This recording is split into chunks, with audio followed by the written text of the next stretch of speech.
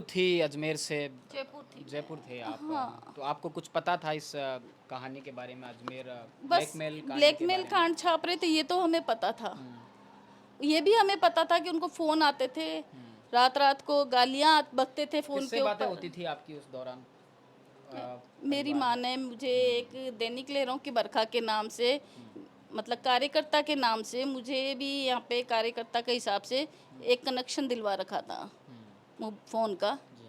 तो उस फ़ोन पे खबर आई थी। आपकी भाई से बात होती थी आपकी, मदन सिंह से, उस दौरान किस नहीं तरह की बातें नहीं, होती उस थी टाइम इस नहीं, वो घर में, ब्लैकमेल कांड को लेकर? वो घर में किसी को कुछ नहीं बताते थे। वो तो क्या अचानक ही कभी वो नहीं होते और फ़ोन आ जाता था ना, तो घर में कोई उठा लेता, जैसे मेरी मम्मी ने उठा लिया, मेरी भाभी ने उठा लिया, मेरी बहन ने उठा लिया, तो लोग उस पे गालियाँ बकते थे, धमकियाँ देते थे। उससे हमें मालूम पड़ा था। तब मेरी माँ ने ये भी पता कहा। चल पाया कौन लोग थे धमकी देने वाले, गाली देने वाले? उस टाइम तो कुछ नहीं पता चलता था, पर मेरे भैया से पूछने पे वो कहते थे कि मैं ये ब्लैकमेल कांड छाप रहा हूँ ना, तो इसलिए मुझे धमकियाँ आ रही है। तो मेरी माँ ने कहा कि बेटा तू बंद कर दे छापना। तो वो बोले कि नहीं भाई, मैं अब है ना बंद, मैं इतनी आगे चल जा चुका हूँ ना, मैं अगर बंद करता हूँ तो वो जो लड़कियाँ मेरे पास आती है इंसाफ का वो सोच करके कि हमें इंसाफ मिलेगा, तो वो सोचेंगी मैंने पैसे खा के और बंद कर दिया। अब मैं आगे जाता हूँ तो कुआं है, पीछे जाता हूँ तो खाई है। तो मैं बोले वो लड़कियाँ मुझे ये सोचेगी कि मैंने पैसे खा लिए और बंद कर दिया औरों की जैसे, तो मैं अब बंद नहीं कर सकता। अब या तो बोले ये लोग सुधरते ही है, नहीं तो या मेरी जान लेंगे और क्या करेंगे, बोले इससे ज़्यादा और क्या होगा बोले। कई रसूखदार लोगों पर आरोप था, खादिम परिवार पर हाँ आरोप हाँ, था। चिश्ती परिवार, हाँ ये तो सबके चौड़े में ही थे। ये तो सबको मालूम था कि कौन कर रहा है। शुरुआत ही इन्होंने करी थी, फारूक चिश्ती, नफीक चिश्ती, चिश्ती परिवार के थे। जी।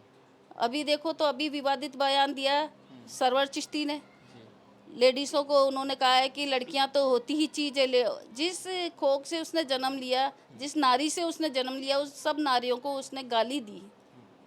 तो इनकी सोच कितनी है, जब इनकी जड़ी सड़ी गली है तो इनकी टहनियाँ कितनी गली सड़ी होंगी। तो है तो उसी परिवार के नहीं, ये सब इन्होंने ही शुरुआत करी थी। और ये राजकुमार जयपाल, ये सब सब मिले हुए थे सब।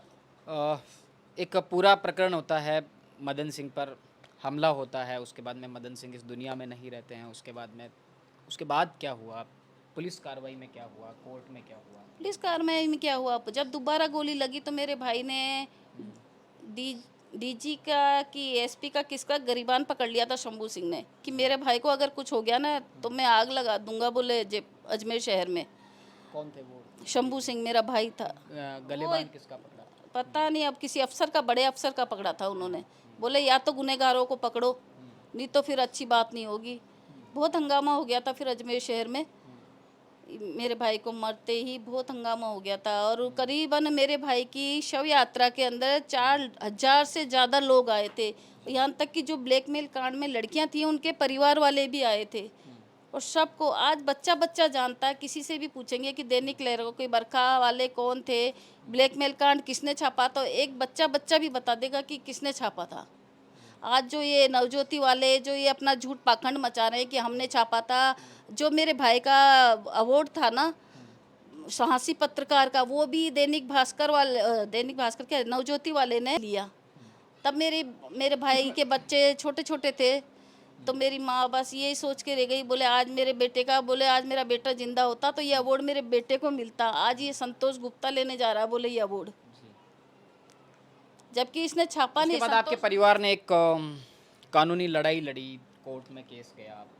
हाँ, जबकि ये संतोष गुप्ता ने छापा नहीं। संतोष गुप्ता को तो क्या करा था, बांध के बोरे में, मार कूट के बोरे में बांध के रेल की पटरी पे पटक गए थे, जिस कारण इसने तो छापा ही नहीं। मेरे भाई ने बहुत मदद मांगी सब बड़े पेपर वालों से, सब पेपर वालों से कि आप सब छापो, मेरी मदद करो, मेरी मदद करो। किसी ने उस टाइम किसी ने मदद नहीं करी। ये अकेले अपनी लड़ाई लड़ते रहे, ये छापते रहे, इन्होंने बंद नहीं करा।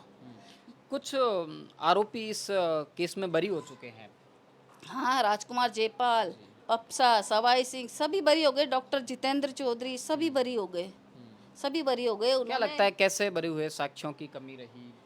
साक्ष्यों के क्या, मेरी माँ ने तो खूब अच्छे से बयान दिए थे, और पप्सा को तो पकड़ के वहाँ पे कोर्ट में ही मारा था पहचान करके, बोले पहचानो। अब उम्र के हिसाब से आंखें कमजोर तो होती है, फिर भी मेरी माँ ने पहचाना, और वहीं थप्पड़ दे के रोने लग गई, बुरी तरह से रोने लग गई। तब मजिस्ट्रेट ने खुद उठ करके पानी पिलाया था मेरी माँ को। हाँ, और 55 लाख के अंदर जिसने बरी कराने, मजिस्ट्रेट ने 55 लाख खा करके बरी कर दिया इनको।